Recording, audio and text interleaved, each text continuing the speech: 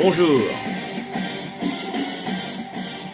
Dans cette vidéo prodigue et généreuse sur le développement social, deuxième volet, nous poserons la question mystérieuse et méconnue de la satisfaction des besoins élémentaires. On l'a déjà dit dans une autre vidéo, le PIB par habitant n'est pas un bon indicateur pour mesurer les inégalités. On va montrer ici que ce n'est pas non plus un bon indicateur si on veut mesurer la satisfaction des besoins élémentaires d'une population. Bien sûr, on dira il faut de la richesse et le PIB par habitant, c'est un indicateur de richesse. Il faut de la richesse si on veut satisfaire les besoins élémentaires de la population, certes, mais ça ne suffit pas. Par exemple, si on s'interroge sur un besoin élémentaire capital, la santé. On peut prendre un graphique sur le site Gapminder qui met en évidence la répartition des pays. Chaque point ici représente un pays en fonction de leur niveau de richesse. Les pays les plus riches sont à droite et en fonction de leur espérance de vie. L'espérance de vie est considérée comme l'un des meilleurs indicateurs pour indiquer la situation sanitaire d'une population, c'est les problèmes de santé. Eh bien, on constate que les pays les plus riches, certes, sont généralement ceux où on est en meilleure santé. Il y a une tendance assez nette à la hausse, plus on est riche, et en meilleure santé on est. Toutefois, il y a un certain nombre d'exceptions. Si on regarde le cas des États-Unis, par exemple, les États-Unis ont une espérance de vie de 79 ans. 79 ans, c'est bien, c'est la situation d'un pays riche qui a un PIB par habitant de 53 000 $. Mais en même temps, on voit qu'il y a d'autres pays qui ont un niveau de richesse nettement inférieur, par exemple le Costa Rica, qui est à 14 000 $ seulement, c'est-à-dire près de 4 fois moins que les États-Unis, et qui pourtant a une espérance de vie supérieure à 80 ans. Ça veut dire qu'au Costa Rica, on est beaucoup moins riche qu'aux États-Unis, mais on est en bien meilleure santé. En fait, ça montre que la richesse, si importante soit-elle, n'est pas utilisée de la même façon aux États-Unis et au Costa Rica. Aux États-Unis, par exemple, ce n'est que très récemment qu'on a mis en place un système de couverture de frais de santé. Un système d'ailleurs que Donald Trump essaie de supprimer en ce moment. Aux États-Unis, beaucoup de gens n'ont pas les moyens de se soigner quand ils sont malades. C'est ça la grande force des pays européens qui sont en jaune sur le graphique.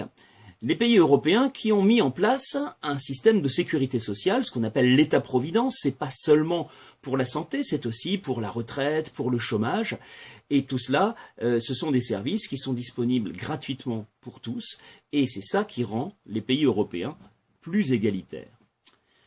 Ça, c'est le cas de la santé. Si on regarde un autre besoin élémentaire, l'éducation.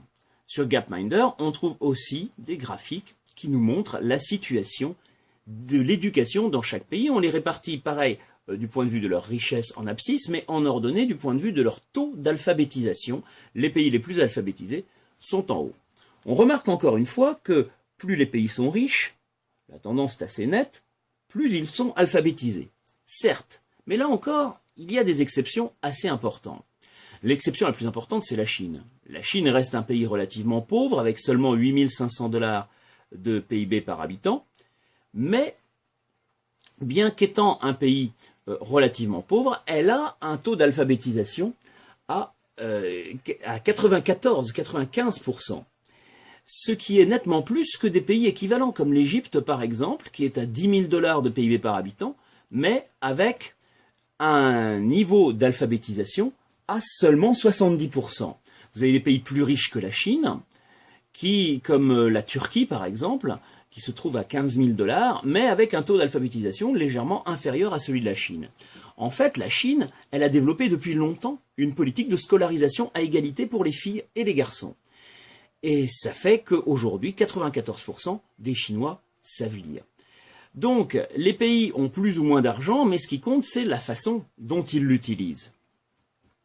Donc, si on veut mesurer la satisfaction des besoins élémentaires, eh bien, on a plusieurs moyens de le faire, et on a fait le choix de privilégier certains indicateurs. C'est d'abord l'espérance de vie qui montre la situation sanitaire du pays, le taux d'alphabétisation qui montre sa situation éducative. On y a ajouté aussi la durée des études, qui est aussi un indicateur de niveau de formation de la population, et le PIB par habitant, qui là est un indicateur de richesse.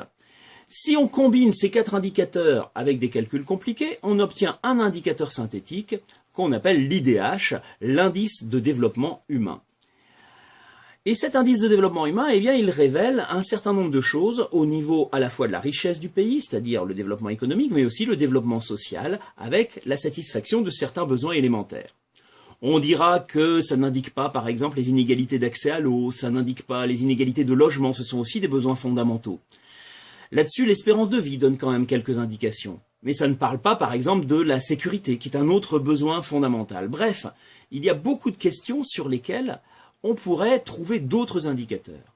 Et pour cela, moi, je vous invite à aller visiter le site Gapminder, qui est extrêmement riche pour découvrir tous les moyens de mesurer la satisfaction des besoins élémentaires.